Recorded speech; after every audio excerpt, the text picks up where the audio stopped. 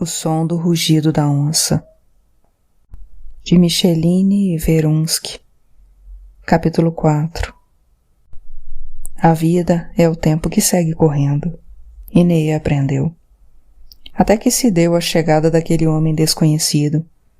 Ele viera em uma grande comitiva, como se fosse um grande chefe. Havia 3 montarias, um pequeno séquito de escravos, caçadores e pescadores a seu dispor, e muitos outros homens, entre eles um parente e um outro branco já conhecido do povo Miranha. Esse branco, sempre com as armas postas na cintura, era muito animado, falador, conhecedor da floresta e das gentes de origem dela.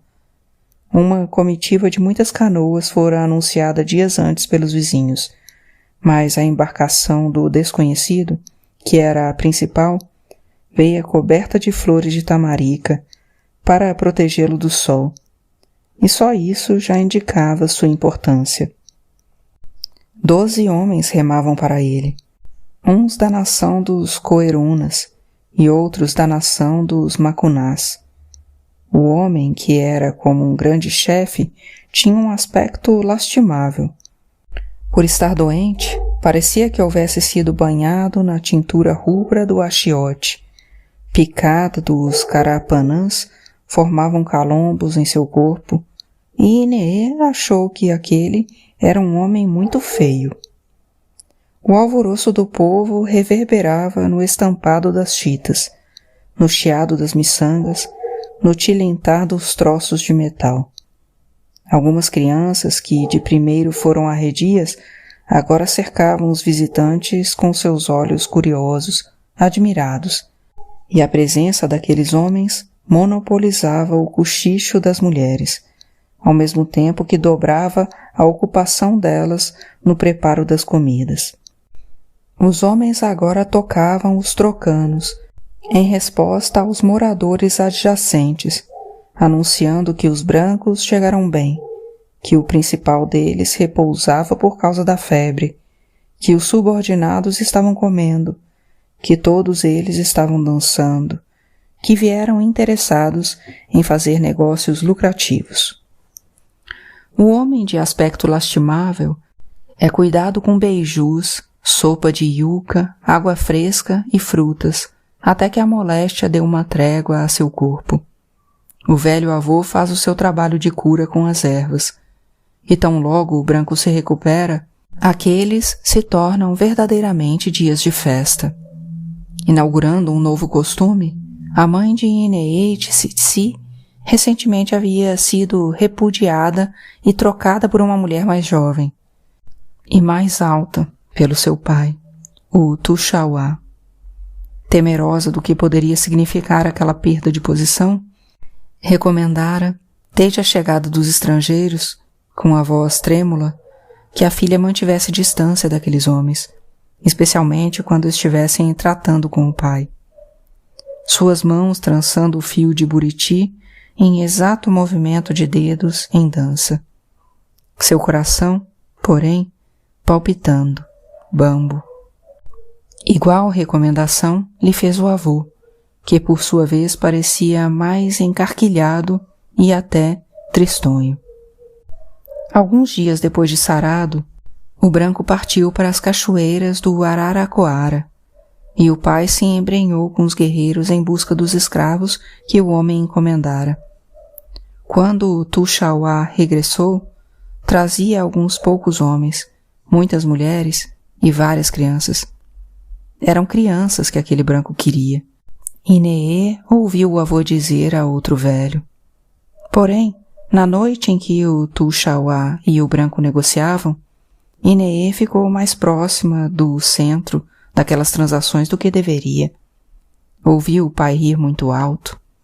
Ouviu a voz do branco vexada, vacilante. Antes era costume que seu povo trocasse com os brancos apenas os inimigos, e os órfãos dos inimigos por mercadorias variadas e ferramentas de trabalho. Mas, desde que esses negócios com os estrangeiros se haviam tornado mais constantes, muitas coisas tinham mudado, e alguns dos seus modos e hábitos começaram a se entranhar no Tuxauá, o pai de Ineê, que se barbeava como eles e que passara mesmo a usar calça comprida e até uma casaca que a menina achava esquisita e feia. Ocasionalmente, o pai até dizia palavras na língua dos brancos, a maioria das quais ele mesmo desconhecia o significado. Em uma de suas viagens, fora batizado por um frade e desde então exigia ser chamado de João Manuel. Ineê escutara uma vez as mulheres, sua mãe entre elas, dizendo que o pai pegara a doença dos brancos e que estava se tornando um estrangeiro em sua própria nação. Mas os guerreiros mais velhos e mesmo os jovens pareciam estar todos de acordo com ele.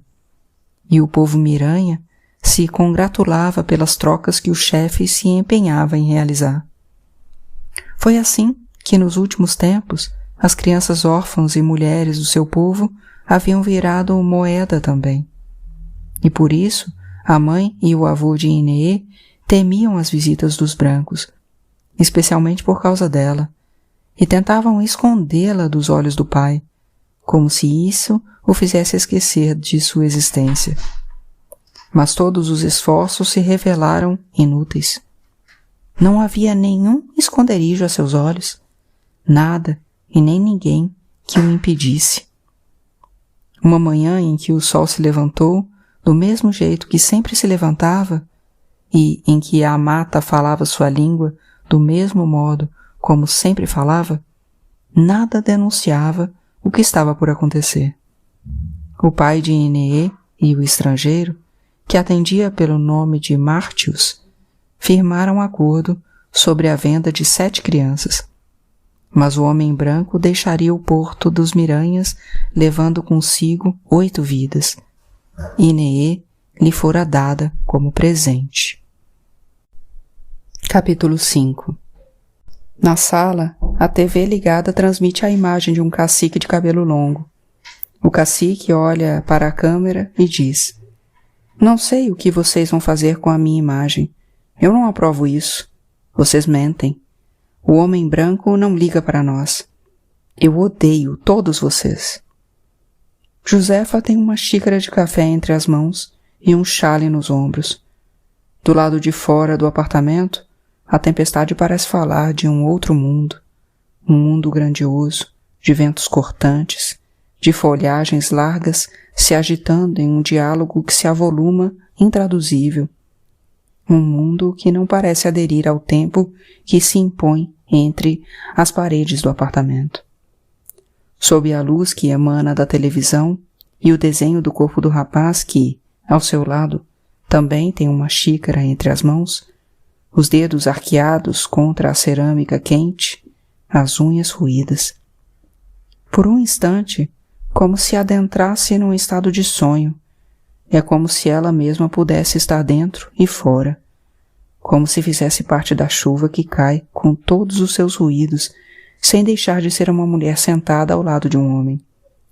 Os barulhos do mundo de fora abafam o som da televisão por um instante, quando na tela surge outro cacique, Raoni, trazendo a cabeça adornada com um cocar de penas amarelas, coroa refulgindo ao sol, ou quem sabe, o próprio sol, advertindo que quem é da guerra, na guerra morre. "E eu vou matar vocês", diz Raoni, com sua voz de jaguar. A chuva forte escorre pelas ladeiras do espigão paulista. Trovões e relâmpagos restrugem e iluminam a noite com tamanha potência que tornam as luzes da metrópole diminuídas, insignificantes. O rio Xingu, ameaçado pela construção da hidrelétrica e suas barragens, parece pulsar para além da TV na chuva que se estilhaça, violenta, pelo asfalto. Que tempestade! São as ruas querendo voltar a ser rio. Outro dia morreu um rapaz afogado. Você imagina? Ah, eu ouvi falar. Lá na Cardoso de Melo, não é? A imagem de alguém morrendo afogado no meio da rua, de uma grande metrópole, parece perturbar os dois, e a conversa morre abafada pela zoada da chuva. E as vozes dos caciques, ativistas e antropólogos tornam-se de novo inaudíveis. Os corpos jovens e perfeitos de guerreiros numa luta corporal tomam a tela. Os adornos coloridos em torno das cinturas se metamorfoseiam, como em que jiboias ou jaguares, ou mesmo troncos de árvores que, por algum desvio da natureza, pudessem estar simultaneamente plantados e se movendo uns contra os outros. Uma menina pequena com um colar de vários fios azuis, que uns diriam azul real e outros azul cor da plumagem da arara canindé, dança no terreiro. Inê é perscrutada pelo olhar de Martius. Ele investiga o tom marrom pálido, isabelino, como diz, da pele dela, o brilho do cabelo negro, as sobrancelhas finas e salientes, o repuxado dos olhos. No peito de Inê começam a despontar seios em 2 pequenos brotos. Eles latejam, às vezes, como se fagulhas a habitassem por baixo da pele. A menina resplandece sob o sol, contra o verde da paisagem. É vivaz. Um pouco antes, no terreiro, corria com os companheiros, e nenhum a alcançava. Martius agora a examina. Com os dedos ergue seu queixo. O contorno da boca é elegante. Uma pequena depressão se insinua logo abaixo dos lábios inferiores. A menina se incomoda.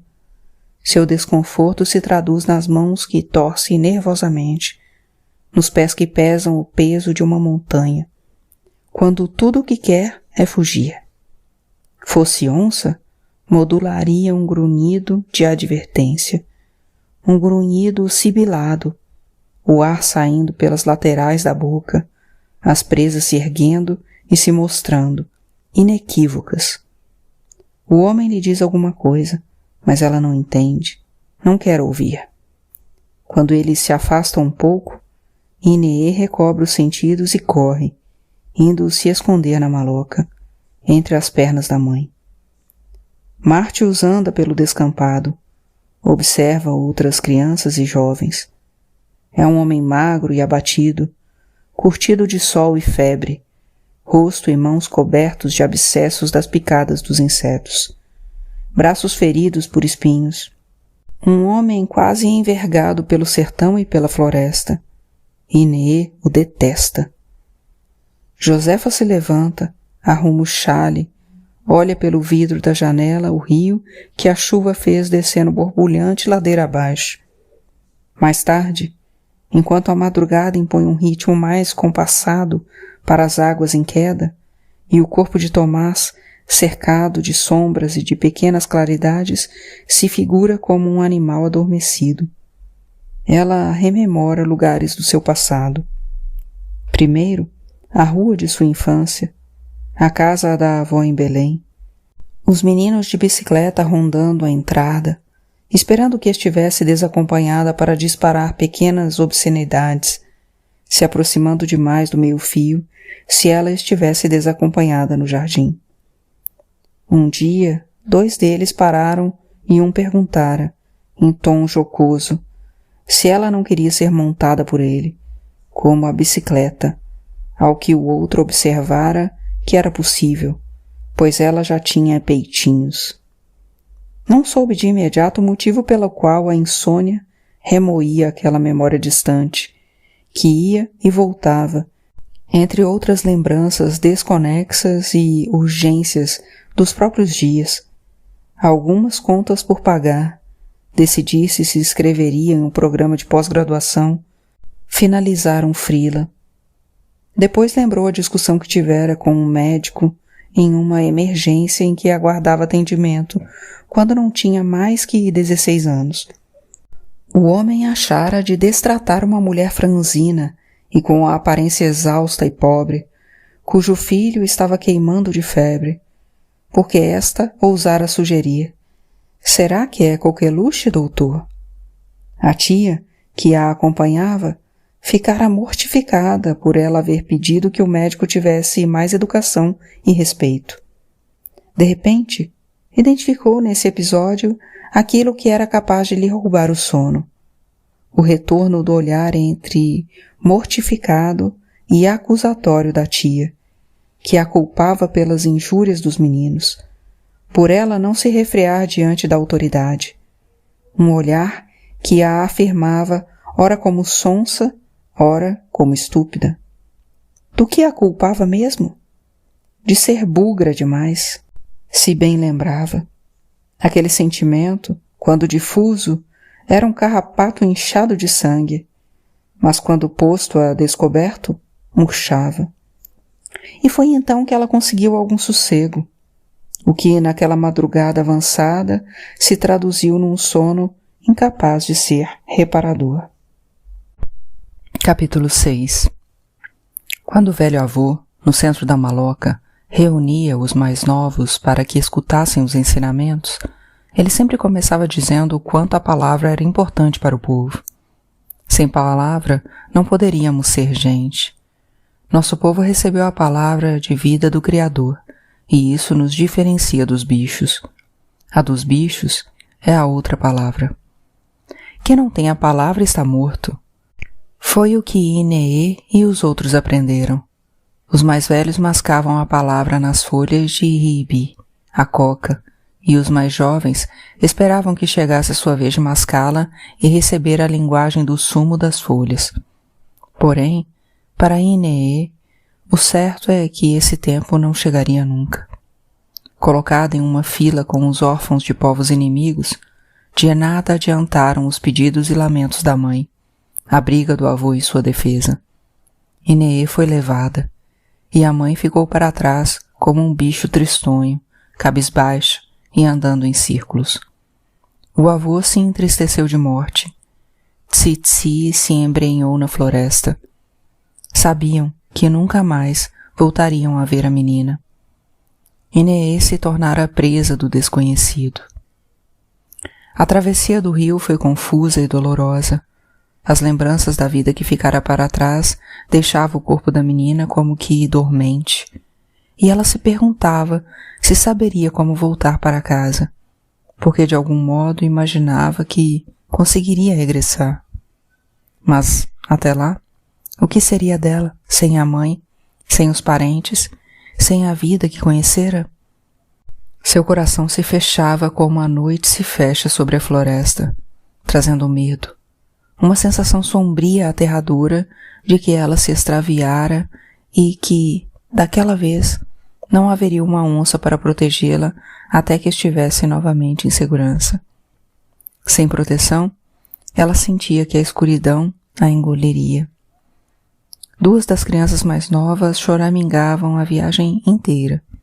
As demais, embora imersas em si mesmas, em silêncio, estavam visivelmente abaladas.